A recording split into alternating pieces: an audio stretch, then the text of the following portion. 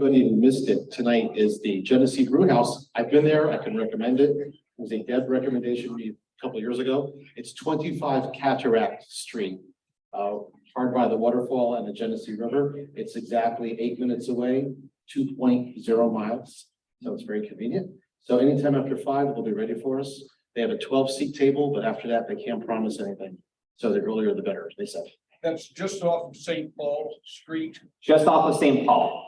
Cataract is about 100 feet long. That's right. Put into Google Maps the Genesee Brew House. You'll get there. It is a gorgeous view, great food, great drink. You'll have a great time. Yeah. Oh, and it's right on High Falls, I should say, as featured in our new poster by Tyler. Nothing better than having a waterfall in the middle of your city. Come back.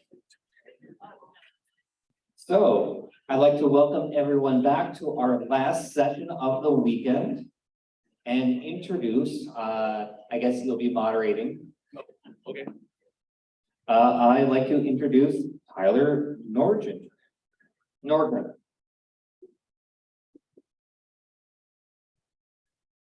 Well, welcome everybody. This has been a spectacular workshop so far. So let's give a round of applause to Dan and Michelle and Deb. All right, so our final session is about storytelling, telling the story of eclipses for motivation, for whatever reason you may have around the eclipse. The folks that we have today as part of the panel, we have, let's see, there's myself, Edith Gonzalez from Story Collider and University of Buffalo, Scott Fybush from Fybush Media, and Pamela Gay from the Planetary Science Institute. So let's see, since I'm moderating, I'll go last.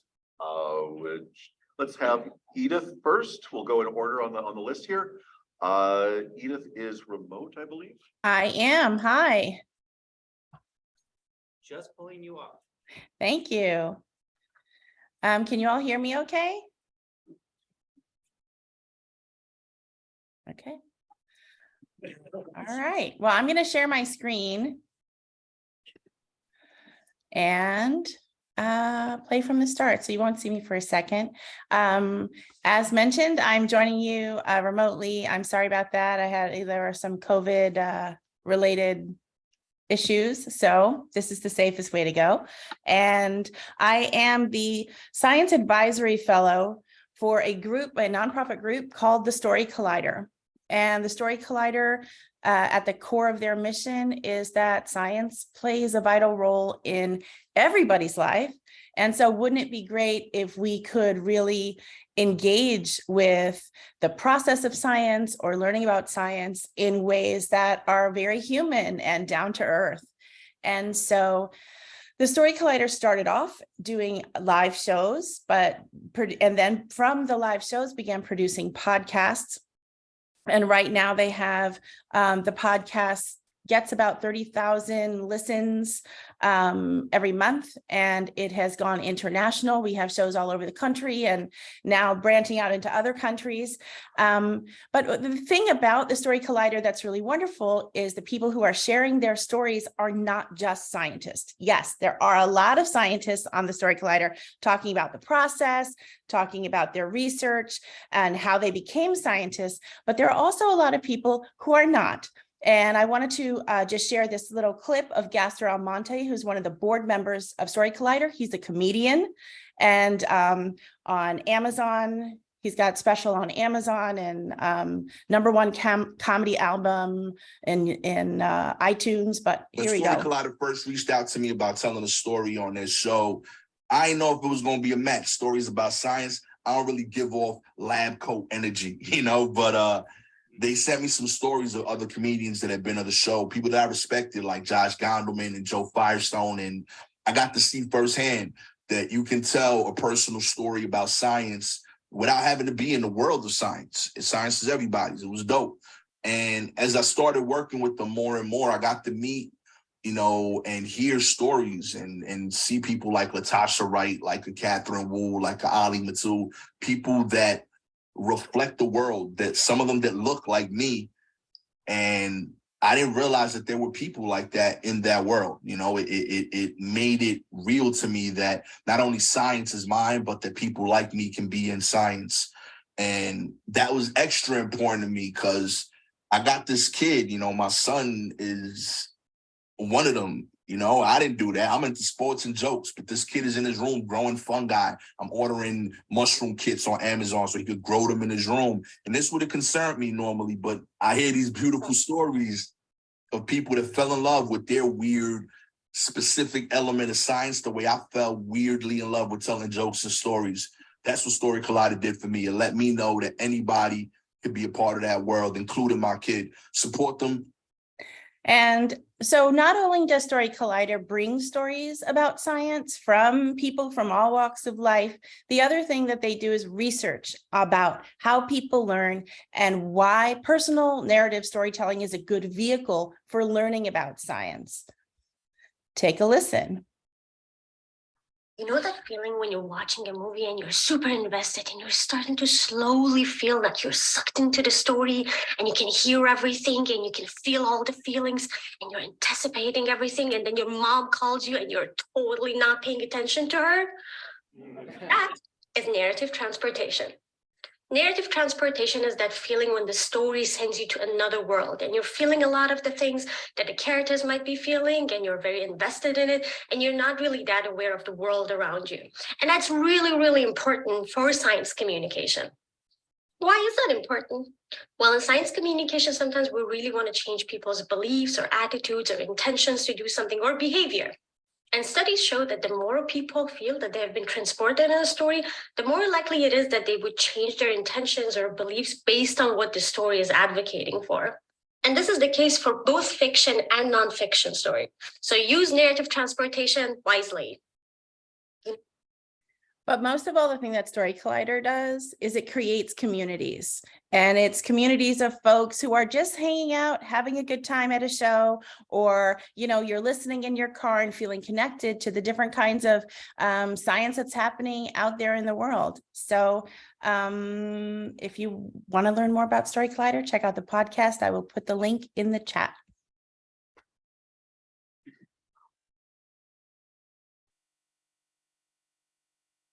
That was wonderful, Edith. Thank you so much. Sure.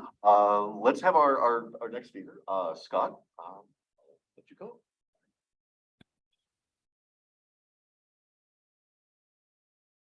Hey, everybody, how you doing? Waiting for a slide to come up here so I can tell you who I am. There we go. All right, so why are you standing here listening to me? Well, first of all, because I can't advance the slide. Here's this one. Did you turn it on? Did I turn it on? Is it on? What? I work in technology. Oh, wait, that way. There we go. See, I work in technology. Look at that. Now. Or we need new batteries, maybe. Oh, there we go. There I am.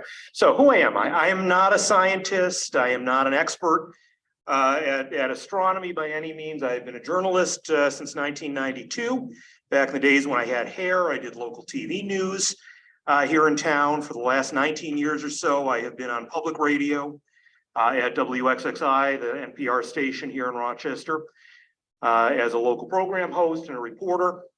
I do broadcast engineering. I do freelance writing. I am a media consultant working with a whole bunch of FCC stuff. I have been a science junkie since I was 8 years old when I built a planetarium out of cardboard in the back of my third grade classroom. It was Rochester. You could get as many Kodak carousel projectors for stuff as you ever wanted. It was amazing. I also do stand-up comedy and storytelling, which I think is part of the skill set that I hope makes me somewhat useful for you here today. My first experience with totality, as with many of you, was in 2017. There we go. I traveled from here overnight to Evansville, Indiana, and then went down to a small town called Marion, Kentucky. Yes, I'm going to brag and show you a couple of the good pictures that I got while I was on the ground in Marion. I was happy with those. However, as cool as those were, one of the things that I realized is those are not the pictures and the stories that I'm going to remember from that experience in 2017, because everybody got those pictures and a lot of people got ones that were much better than mine. It turns out what I learned was that the story was as much below the sky as it was above the sky that day. And the feelings that we all experienced on the ground, and especially in my case, traveling with my family. So this is my daughter. It's one of my favorite pictures. She was 14 at the time. This was somewhere near totality. I did not get as many pictures as I should have of the family watching totality and experiencing it. This is, there we go. This is actually a picture that she took. A nice panorama of totality that she took at age 14 that she's still very proud of, and justly so.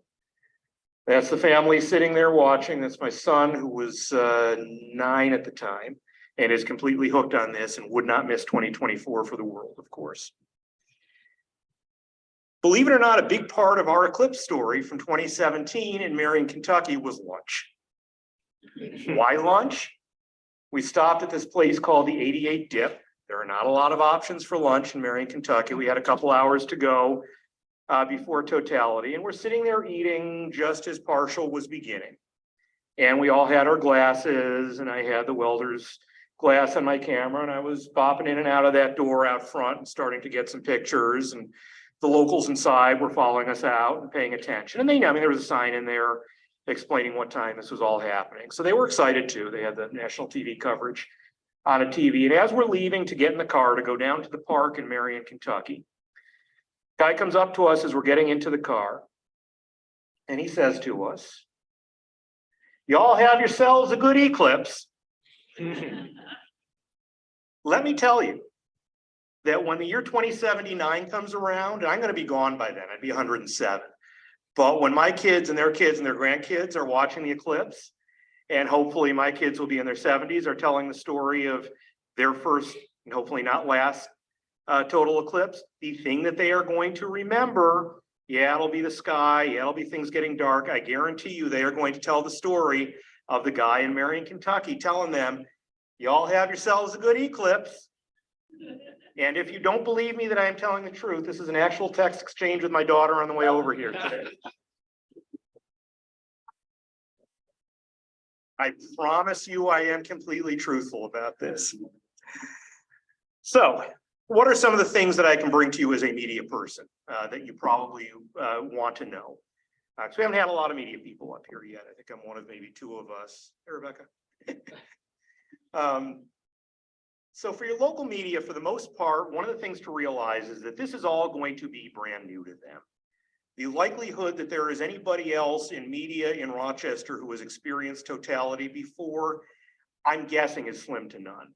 I'm pretty sure I was the only one in town crazy enough to drive overnight 13 hours to Evansville and then into Kentucky to go see totality last time. So it's all new to them, but you have some people who are around who are at least experienced and who are into science in any given newsroom. Find those people. They are going to be your friends because they're going to be the ones also geeking out on this, even if they've never seen it before. Keep in mind also that the people doing media in your town may turn out to be all new to you just by the time 2024 rolls around. There is so much turnover taking place in local media right now. It's not even funny. All of the veterans are leaving. People are on 2-year contracts. So even if they are here now and you make contact with them now in the fall of 22, there is no guarantee they will still be here by the spring of 2024. So you have to kind of keep that contact rolling and expect that there are going to be some people turning over between now and then, especially reporters. Assignment editors tend to stick around a little bit longer. They're going to be your best friends with this too.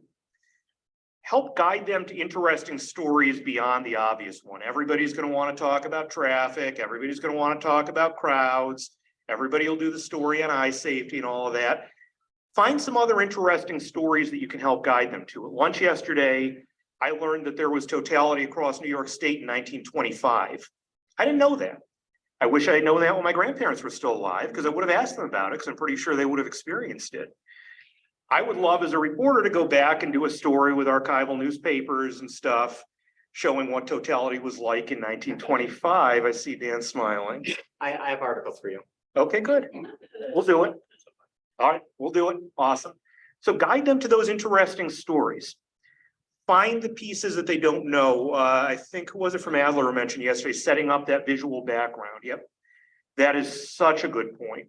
Reporters love to have a place where they can go, even if they're print reporters now, they're still doing video. They're still going to want to shoot an interview somewhere in front of a backdrop. There's no real space anymore between print and TV and radio. We're all doing visuals. We all need those visuals.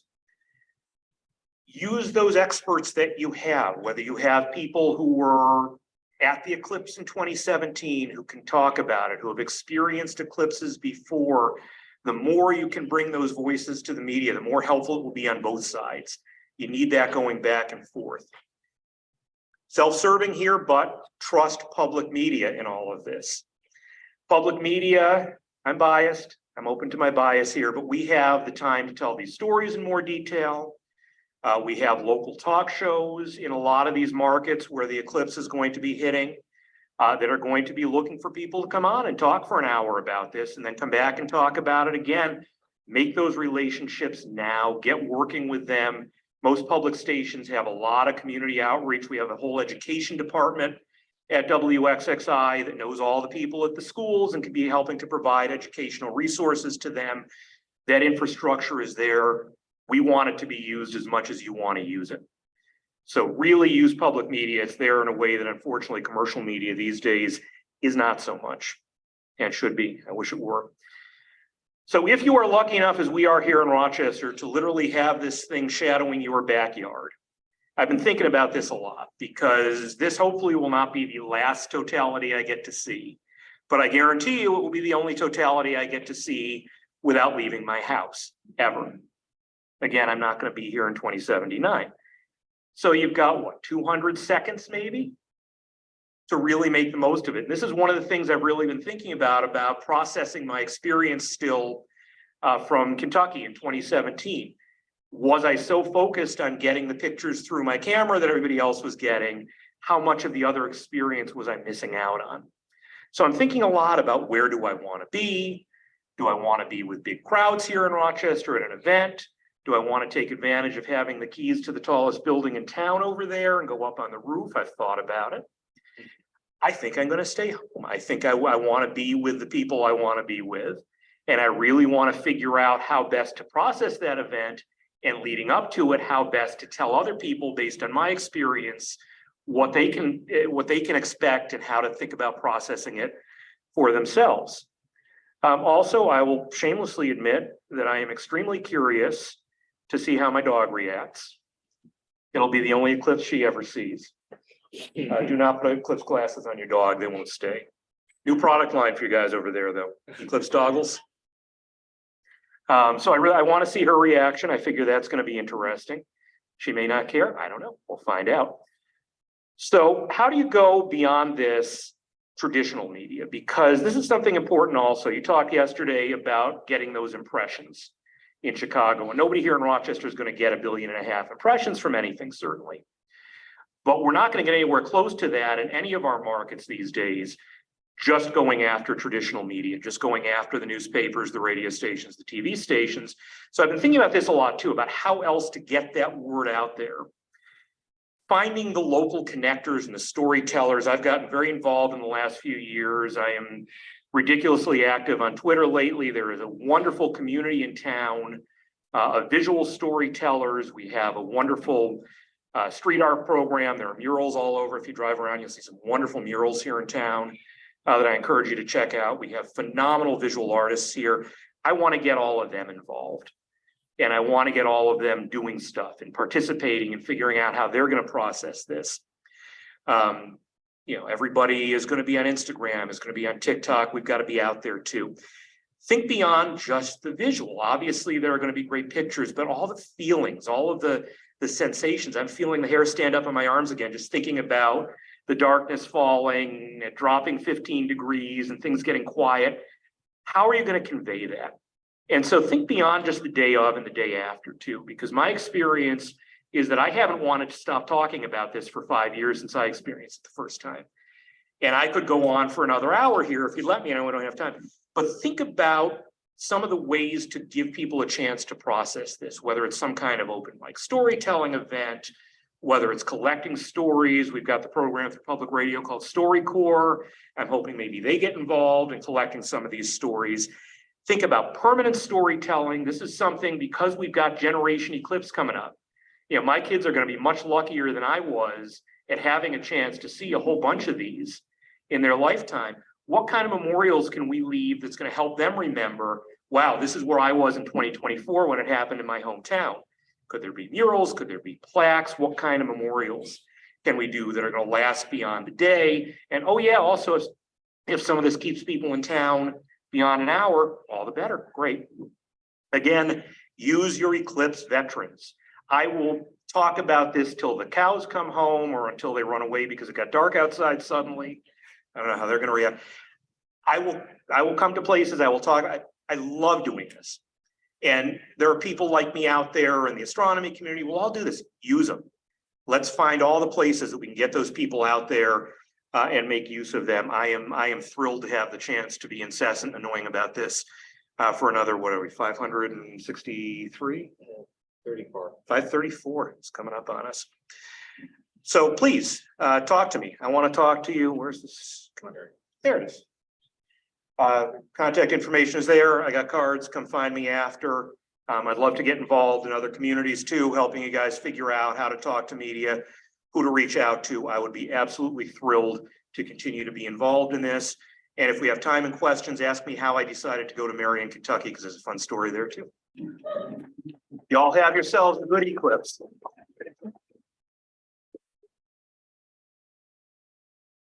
All right. All right, thank you, Scott. Our last speaker, and then myself, will be Pamela Gay. Is Pamela on? She can't get online, unfortunately. Okay, all right, then I'll go now.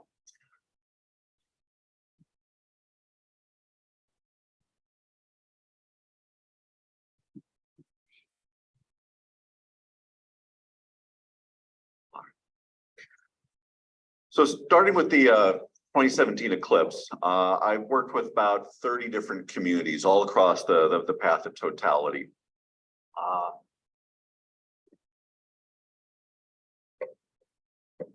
At that point, I was already working with national parks.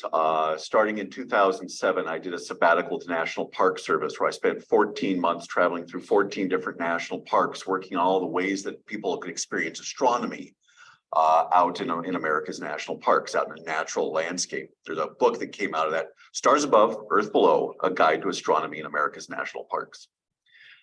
But one thing to come out of that book that was totally unexpected was a graphic that I had drawn, modeled after the old WPA, Works Progress Administration posters from the 1930s, that said, "See America," and it featured a picture of Carlsbad Caverns. And I designed a modification of that just said, "See the Milky Way, half the park is after dark."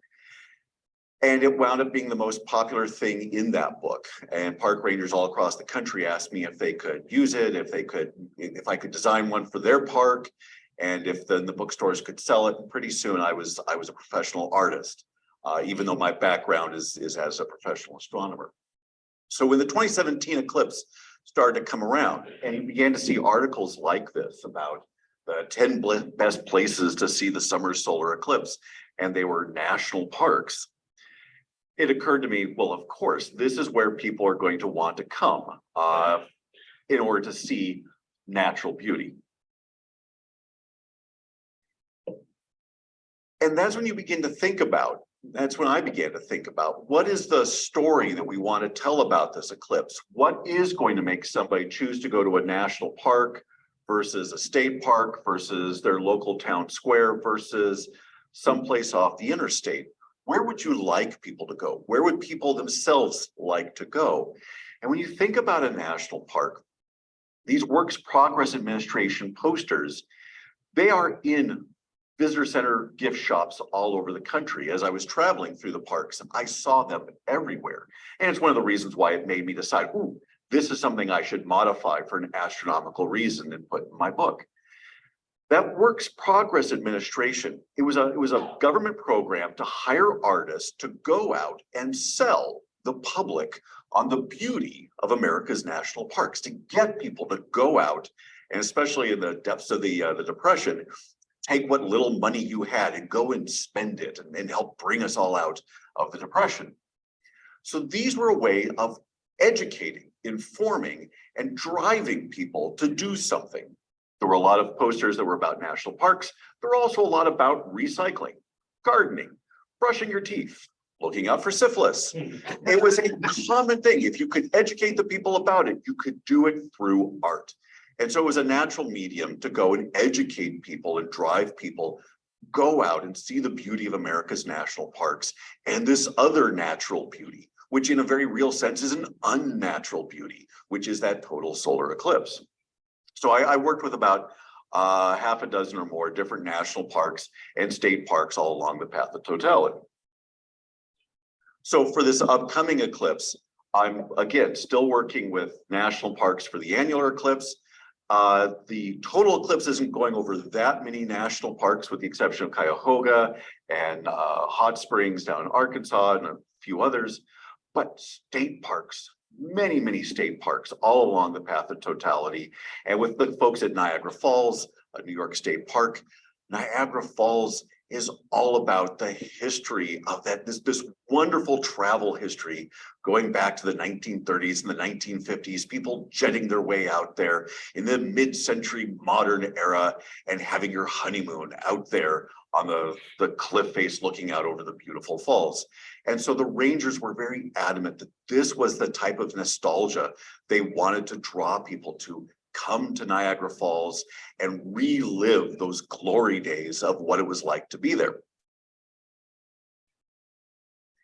In addition, I also worked with a lot of towns for the 2017 eclipse, and that 2017 eclipse went over a lot of small towns all across the country.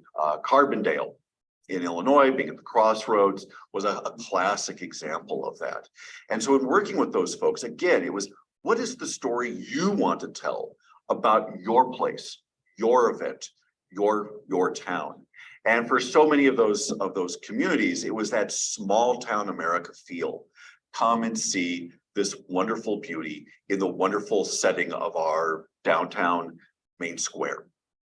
In the case of Oregon, working with the folks out there, I went to college, Reed College in Portland, Oregon, a very hippie school.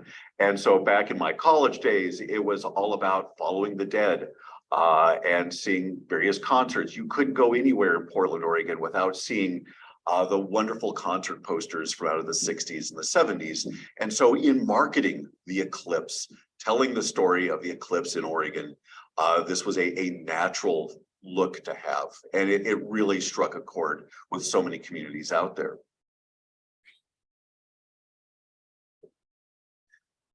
This year, of course, we have so many big cities, and that's going to be the big difference between this eclipse and the last one. Millions of people are going to be able to see this eclipse without leaving their homes, and millions more will be able to drive into these wonderful cities and experience totality in a setting where thousands, if not tens of thousands of people will all be screaming in delight and amazement and awe at the same moment that you are. And so once again, what is that story we want to tell? And working with the folks here in Rochester, it was very much the buildings, the architectural beauty, you may not know this, but Rochester is the flower city. Back in the days of mills, it was the milling flour, so like wheat flour. Then it's become flower blossoms. The Lilac Festival in spring is a huge attraction. So these are the stories we want to say about Rochester. And we admit, when talking with the local folks, they said, look, we know that you've got this very nostalgic style. And that nostalgia I use for its emotional value, because the one thing that we've learned about eclipses over these last couple of days is that it's not just an eclipse of the mind, it's an eclipse of the heart. It's an eclipse of emotion. And nostalgia is a wonderful way to tap into that emotion. So while my background is in physics and astronomy, I have a deep love for art history, and I try to use that where it's relevant. But One thing about nostalgia is it can also say, well, things were so much better back then. And that is definitely not the story we want to say about Western New York, because in a lot of ways, yeah, that's the first thing a lot of folks think about. But when you come here to Rochester, you see the buildings, you see that there is a waterfall downtown, you see development. New York State has put a lot of money and effort into revitalizing Western New York. So this is a tourist destination. By any rational definition, people should be flocking here. And for this eclipse, this is what we want people to come and see and not think of it as some sort of post-apocalyptic Rust Belt devastation. So what is the story you want to tell about your location? Going forward, think about that, because you are either going to want people to stay in your town, to experience totality with you in your location, in your setting, or you're also going to want to have people come there. And if you do want them to come, you need to give them a reason why. You need to tell them what your story is. And so think deeply about that and have that be a part of your event on Eclipse Day. Okay, and that's it for me.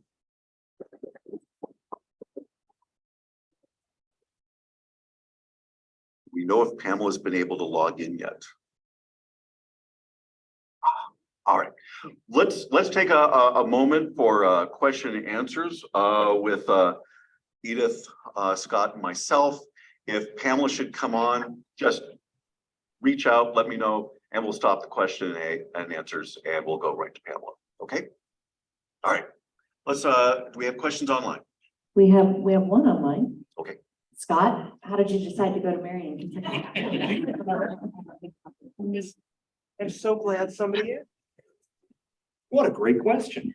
I found and I need to find where I bookmarked this. It's killing me that I can't find it. I found a blog that a GIS expert from somewhere in the upper Midwest did, where he had mapped out capacity for the various roads leading south from major cities and had tried to estimate how many people, what percentage of people from Chicago would be heading south on which roads. And I looked very carefully at it. He correctly predicted that getting down to Carbondale was going to be a nightmare.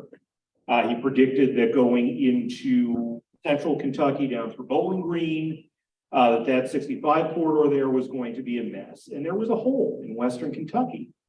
And we needed to leave here the day before because my daughter was coming home from camp. We couldn't go any earlier, so that ruled out going further west. So I looked, I said, there's this hole on this guy's map in Western Kentucky. We can get here within a day. We called up the people in Marion, Kentucky and said, do you have events? They said, well, the park's going to be there and people are going to come. That's fine by us. And his estimates were just absolutely spot on. And I really need to find where that was to see if he's doing it again for 2024, because he is like my unsung hero for Eclipse location planning. And plus from there, we were then able to get back up to my in-laws in Northern Indiana that night. So it really worked out beautifully for us. And I would love to know, I wish I had stuck around a little bit in Marion to know how they all reacted there. I would love to find the y'all have a nice Eclipse guy and see what he actually thought of it afterwards. And I deeply regret that I don't know where to find him, because that is a story I would very much like to hear the end. Yeah. Any questions here? Do we have any online? Tyler, is there a version of the annular poster art on Eclipse viewers' glasses? Let's see. Which?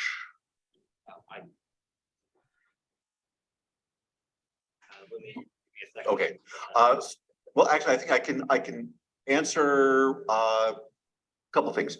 So of the annular Eclipse posters I just showed up here, I have not yet put them onto Eclipse viewers, but I am working with Rainbow Symphony, and I've already designed a couple posters for them, including one for the 2023 annular Eclipse that we do have.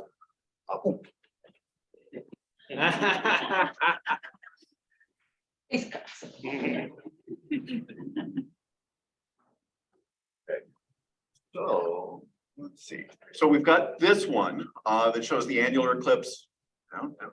Yeah. Here. There we go. One second. Let me move the camera up. All right.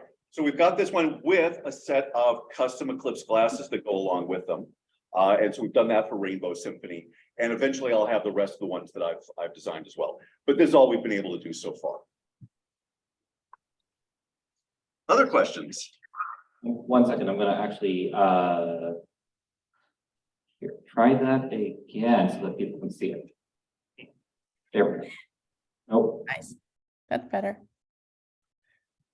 I was just gonna chime in and just say I'm so sad that I wasn't able to be with you all earlier today to actually do a workshop with you on storytelling. But I just wanted to share that I went to a storytelling show and heard Nicholas Simpler tell a story about getting to totality. And prior to that, I did not know what the word totality meant. And now I am feeling like I'm going to become an eclipse chaser and I'm really excited about being in totality for over 2 minutes next April. And so hearing his story, I mean, okay, I had a cocktail before I listened to the story, but that doesn't matter. It stayed with me afterwards. So I'm thinking about, have a nice eclipse. And I'm thinking I live in Buffalo. I'm going to be in town. Maybe I'm going to be telling people have a nice eclipse, and I know how I'm going to feel afterwards. I think the Buffalo version is have a nice eclipse, go Bills. Show the poster. Oh, okay. There we go. Take it. That should, yeah, sorry, I'm moving back and forth between Zoom.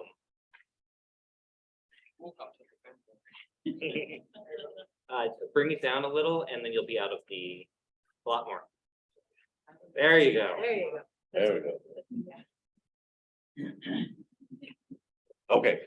So Edith, one of the things that I'll mention too is everyone who has seen a total solar eclipse can definitely attest that the one story we can all tell is that after you see your first totality, the very first thing you ask is, when's the next one? All right. Question here in person.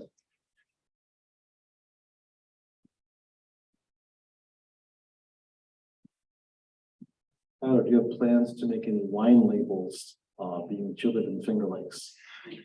So that's a great question. So Galileo himself said that wine is sunlight captured in water. So there's a very natural connection between astronomy and wine. This eclipse goes over at least 2 major wine regions. There's the Finger Lakes here in New York that I'm particularly partial to, but it's also Texas Hill Country wine region down in Texas. So think about, for all those folks that may be in those places, the grapes from that harvest, from the 2024 harvest, the buds there on those vines will have been bathed in the corona, the solar eclipse. So marketing for the following year's vintage. Yes.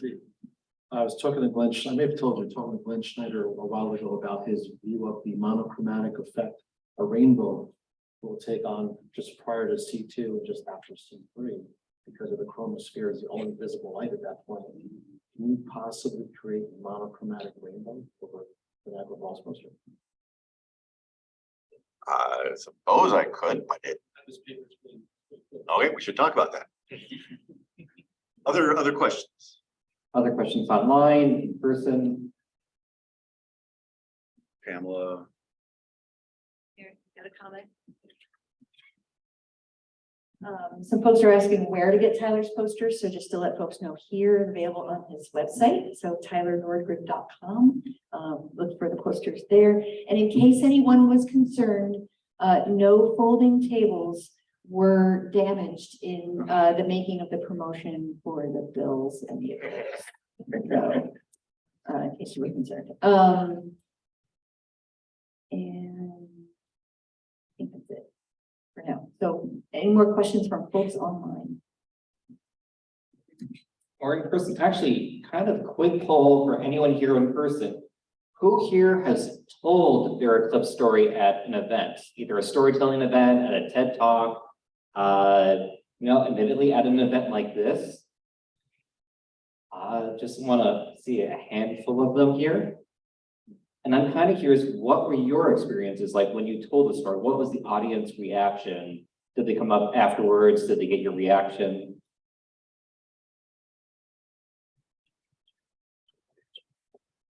So this is Kate from Being in the Shadow. I do a lot of media beforehand, and I especially like doing radio.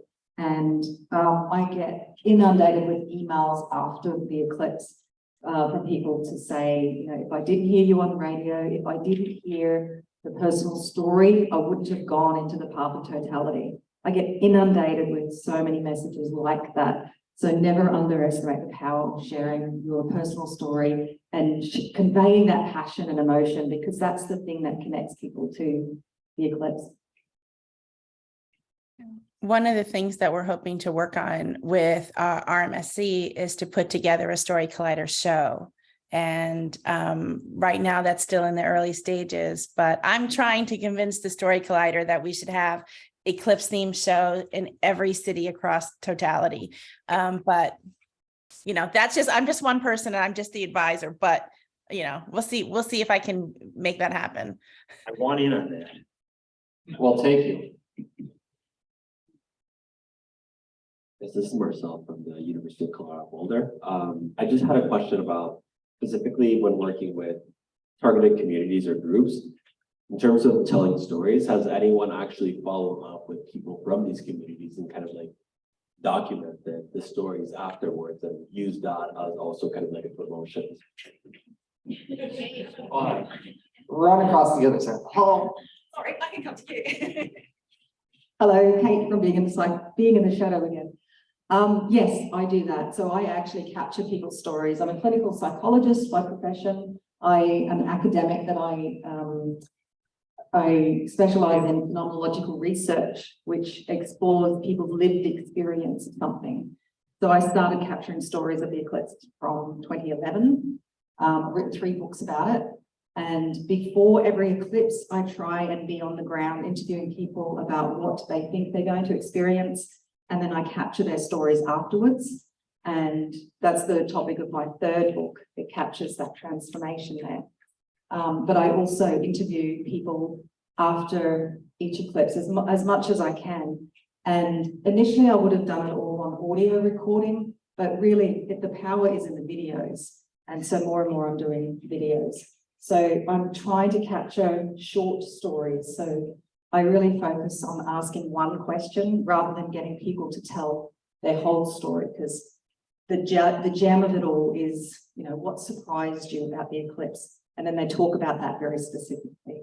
So I'm really excited to partner with anyone who's trying to capture, you know, collate all these stories, getting people to send their little, you know, their emotional responses to totality. If every community does this, if you give them a place where they can upload these, it's really good. And I can actually use that then to capture more research. I mean, you know, to analyze these things in the future too. I would just add to that, the reason I have the keys to the top of the tallest building in Rochester is because I do engineering work for one of the oldest Black-owned stations in the country, WDKX, and I guarantee you between now and 2024 that we will be talking to the listeners there. They have a really vibrant, active text line going, and so I really want to work with them to capture some of those reactions as that's happening. And I also do work with the Ibero-American Action League, which runs a Spanish language radio station here. So I'm going to be talking to them about getting some of those responses from that community here too. So maybe we can talk about sharing some of that with you. And one of the things that Kate and I had a conversation the other evening about, given that every single one of us pretty much has some kind of video recorder in our pockets these days, when totality does end, take your phone out, put it on video, record yourself, record the conversation with your friends, record that feeling that you're having right that moment. So record those stories. There won't be another total solar eclipse, you know, here and not in North America for a few more years afterwards. But it is a way to remember that feeling that you have at that moment, that connection you have with the universe, and a way to help share that story with future generations.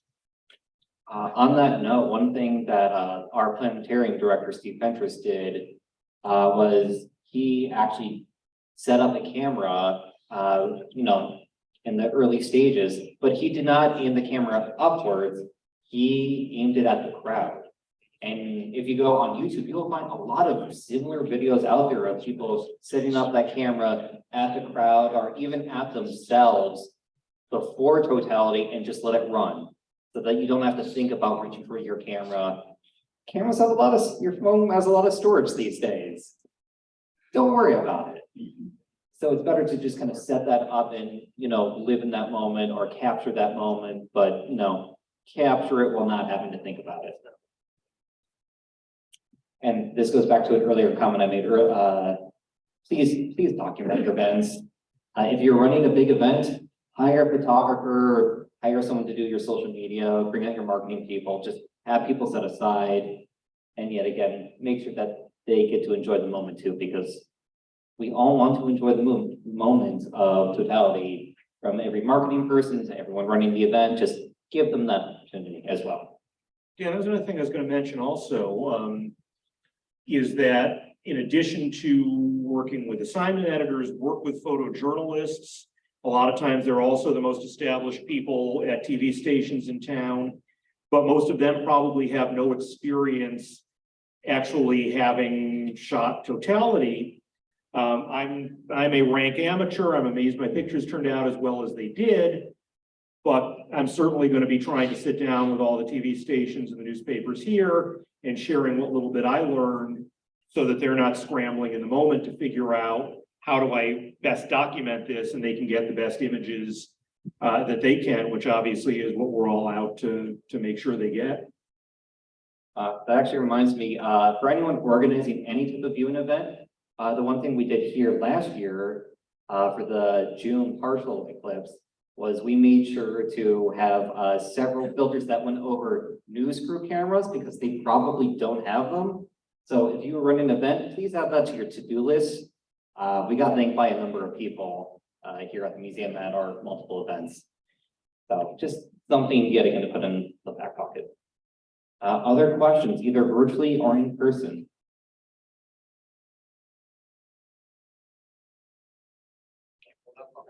Oh, never mind. Any other questions? Well, if we don't have any other questions, we did get a request to bring up Danielle Adams from the Lowell Observatory again to give her just brilliant description from yesterday that, thinking to myself, I mean, the room went silent during that, and I think it gave everyone chills. No pressure.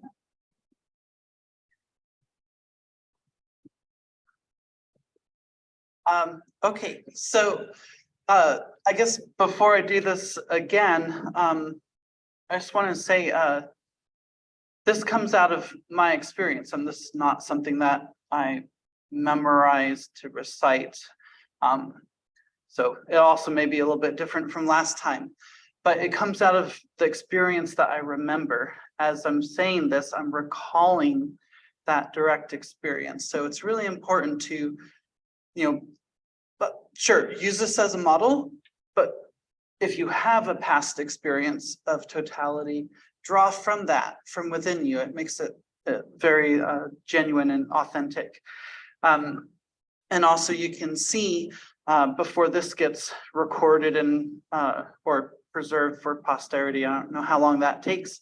You can also go to eclipseovertexas2024.com and see the press conference where I first did this. And there's a brief introduction, and then I'm the first speaker, and I start this way. So, once again, a total solar eclipse happens when the moon passes in front of the sun, between the earth and the sun. And as that happens, things start to occur slowly over time. The light gets dimmer and takes on this eerie, silvery appearance. The temperature drops over time and it gets cooler. At some point, birds start singing or stop singing. Crickets start singing. And as the eclipse continues to progress and gets closer to totality, shadow bands start racing across the ground. Or if you put out a white sheet, that works too. And then just before totality, the beautiful diamond ring effect occurs. And then the sun is lost in the moon, the darkness of the moon. And at that moment, what is left when you take off your eclipse glasses, because that's the safe point, what is left in the sky is a velvet hole surrounded by the brilliant silvery tendrils of the solar corona. So that's the core of it. There may be things I forgot from last time, but this is, so when I tell my story, I get chills again. So, you know, just share your story, share that personal experience. But my main point from yesterday here in telling this was, you know, this is what captures people. This is what will drive people to go to Marion, Kentucky, or Rochester, or wherever you may be. This is why people are going to try to get to that center line if they can.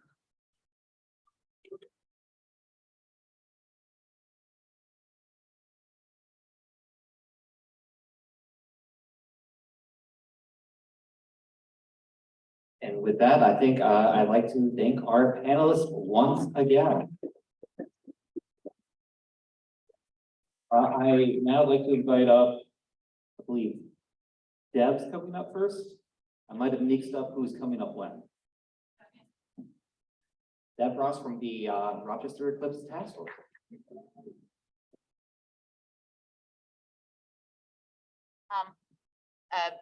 Before Danielle went, I was basically going to say, thank you so much for coming. We've loved having you here in Rochester. We deeply love Rochester and love showing it to people. But I'm going to tell you my eclipse story. It's quick.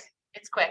So I went to Missouri because Steve Fentress here at the planetarium told my daughter when she was 11 in 2012 that she needed to go to experience totality in 2017 because it was coming here in 2024 and because it was a transformative experience. I said, that's very nice, dear, when she came home and said, hey, guess what we're doing in 5 years? When she can drive, so she would be 16. So she did, we drove. But the experience of totality, my particular experience was that when the moon covered the sun, they turned me from a skeptic into a completely transformed person, honestly. For that, I think 1.5 minutes of that experience, there were only 4 bodies in the universe as far as I was concerned. The earth, the moon, the sun, and me. Not even my 16-year-old daughter who was over, I couldn't really see her over on the car, over the cart. It was just those 4. And sometimes people get the sense of it being yourself being insignificant in this. I didn't at all. I got a sense of myself being significant. And not that I didn't think that was true before, but I got this most powerful sense of it in that 1.5 minutes, and that has never left. And I hope you all will describe your eclipses in your own words, but I hope you have that same experience of significance. So that is my story. But really, thank you so much for being here. Thanks to everybody online for being here too. We wish we could have hosted you in person. We want to close out the conference now. I want to bring up the conference organizers, the people behind all of the virtual experiences you've been having, behind those who went to St. Louis in 2019, those who prepared before the 2017 eclipse. Please come up here so we can all thank you and listen to you some more. Angela's back and next time.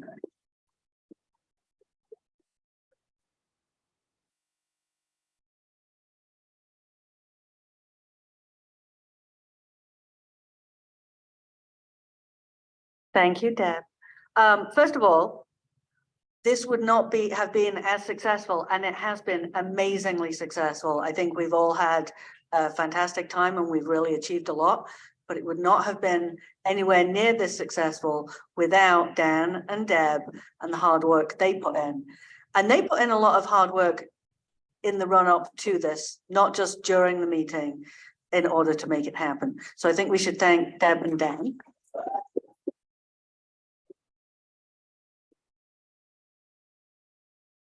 Also Michelle, who has also been involved in the planning for this. And so, thank you, Michelle. And then everybody, both here in person and online, this has been amazing. We've had, it has not been, we haven't had to make any effort to get conversations going. People are excited, and I think we've all learned things during this meeting. So I think thank you to everybody who has made it here and joined us online. It's been fantastic. And I'm going to hand it off to Rick so that he can have the last word.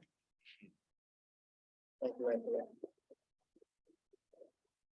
So we'd be remiss if we didn't mention a few other people who were involved in planning the program.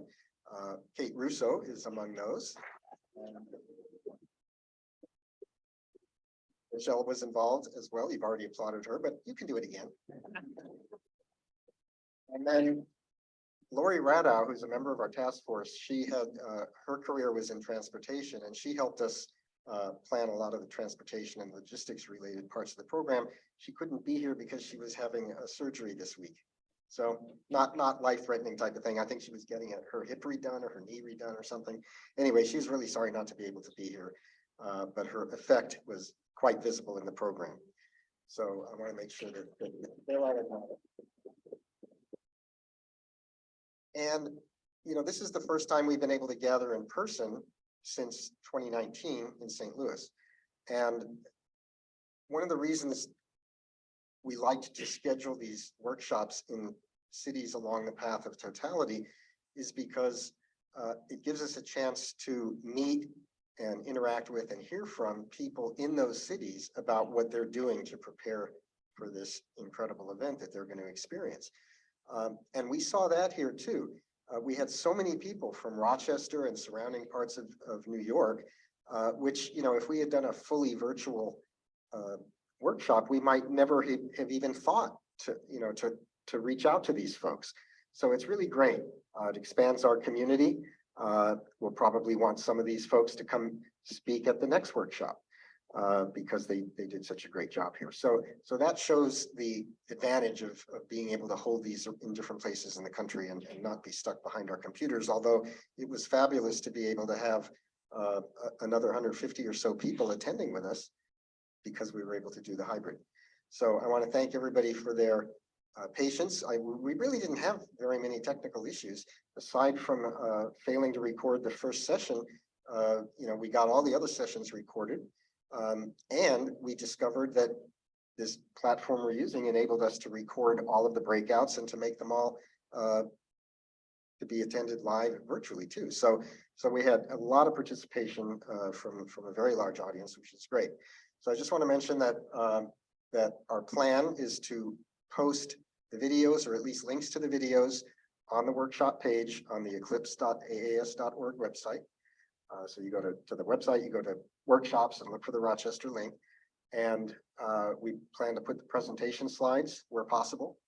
And I'll be reaching out to everybody who attended to ask if you're content to let us share your email address with other participants. We've typically had, you know, about half of the attendees agree to that. So we'll distribute the email list. And there will be a lot of additional links on our website, thanks to all the great links that were shared here. So the workshop may be over, but the ability to get access to the content is not.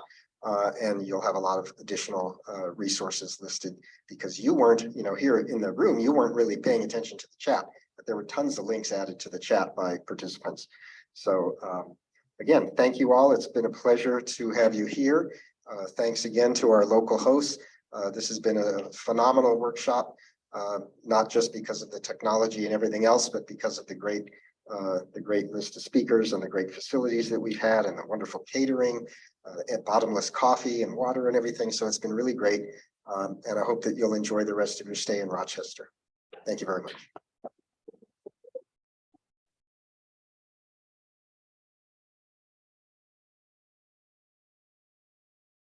Just want to say one last thank you from the RMSC, from the Rochester Task Force. For those who are still here and here through the evening, we will have telescope viewing again because we have great skies once more. So we should have a lovely, lovely evening. And to reiterate what was mentioned earlier, we will be meeting at the Genesee Brew House later this evening. I didn't hear a specific time. At 5. Okay, just saw a hand. But thank you once again, and we hope you come back, if not in 2024, some other time. Have a great.